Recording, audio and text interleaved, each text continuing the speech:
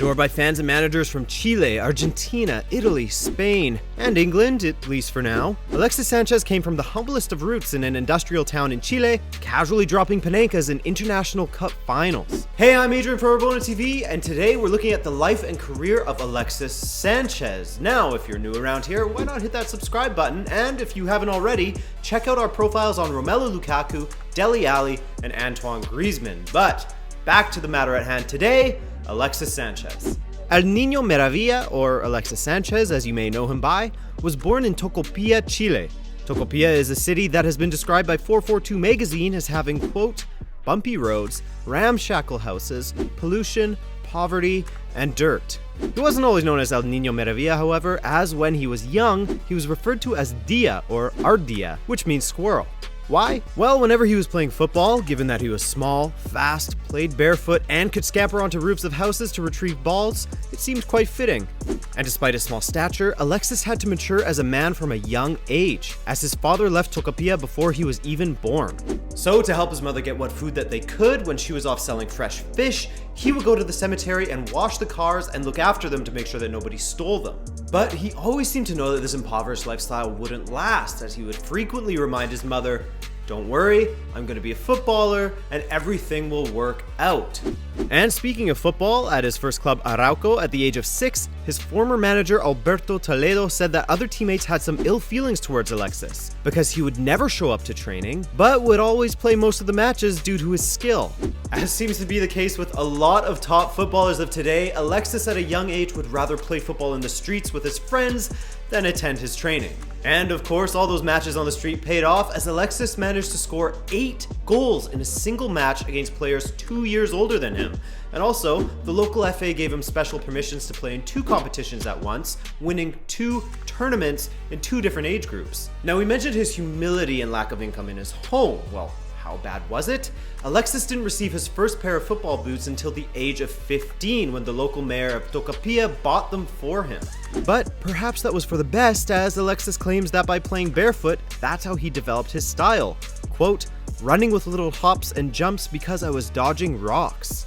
Before his first pair of boots at the age of 15, his mother would borrow boots for him just for the matches he would play in. Attracting attention from clubs across Chile, Alexis ultimately signed for Cobreloa in 2004, where he would score 9 goals from 47 appearances for their senior team from 2005 to 2006.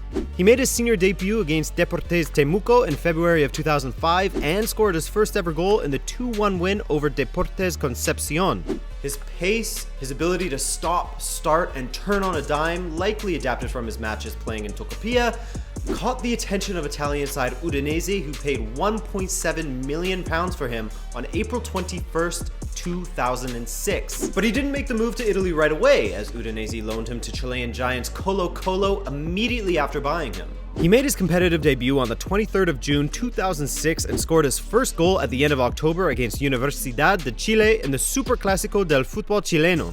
Almost immediately impressing at the club, he pushed past Mario Caceres in the Colo-Colo pecking order to partner Humberto Suazo, and he helped Colo win the Torneo Clausura final on the 23rd of December 2006, which was his first competitive trophy.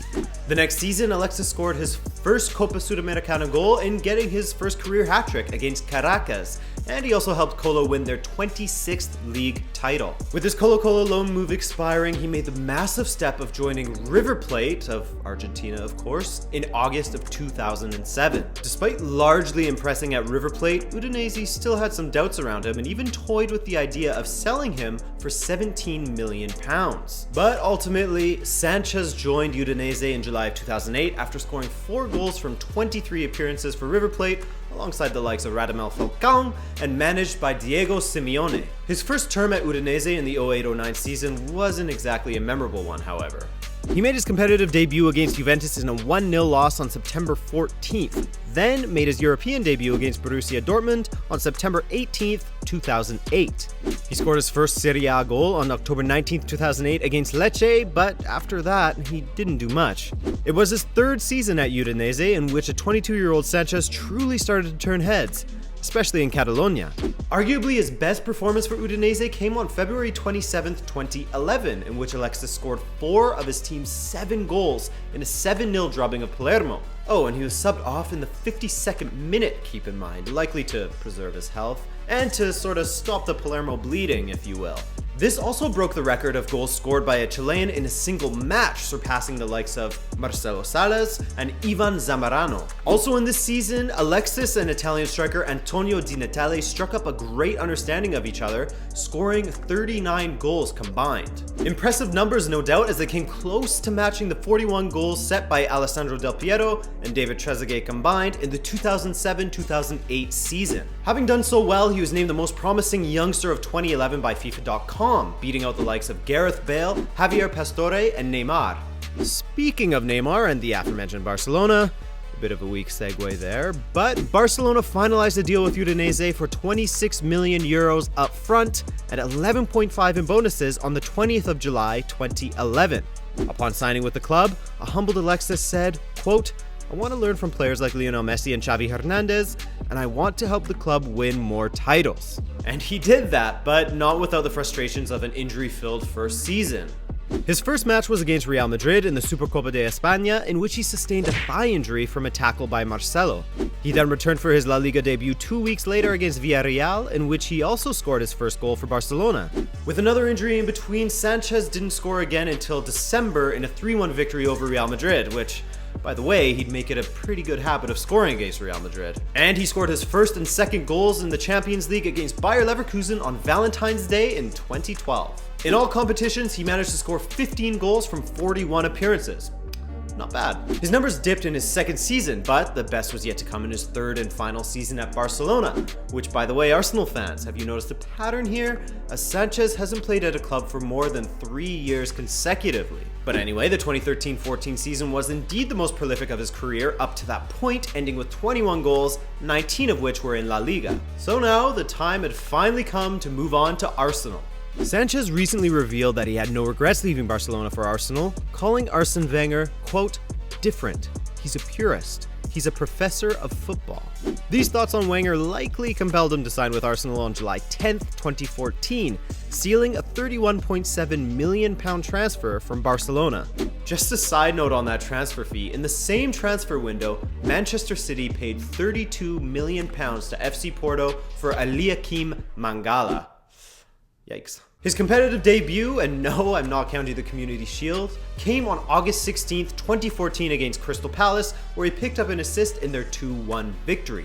His first goal for Arsenal came in the Champions League playoff against Besiktas, and he scored his first Premier League goal against Leicester City. His first truly dominant performance for Arsenal came against Turkish opposition again in the Champions League, this time Galatasaray, where he scored a goal and provided 2 assists in a 4-1 victory.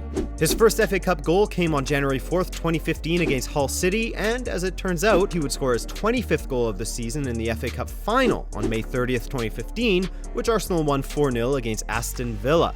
Also, just a side note, he was the first Chilean to score in the FA Cup final since Newcastle's George Robledo in 1952. Now you know. And with that, he won the PFA Player of the Year in his first season with Arsenal, picking up 25 goals in the process. Unfortunately, his second season wouldn't pan out as well as his first, and his third, given that that's ongoing, we'll save that for the profile update video. I would be remiss to not talk about his international achievements, as Sanchez is a player who can perform for both club and country, something that many top players struggle to do consistently. He scored his first senior goal against Switzerland in September of 2007 and made the 2010 World Cup squad, bowing out in the quarter-finals. He also featured heavily in the 2014 World Cup, but unfortunately was one of the Chileans who failed to convert their spot kick against Brazil in the round of 16. But don't you worry, he'd have his chance at redemption from the spot. Chile made it all the way to the finals of the 2015 Copa America, which was hosted by Chile, where they faced Argentina. The first 3 Chileans to shoot, Fernandez, Vidal, and Aranguiz, all scored. For Argentina, Messi converted his kick, but Banega and, surprise surprise, Higuain failed to convert theirs. So, in front of his home country's fans, Alexis stepped up and hit a Panenka past Sergio Romero to win.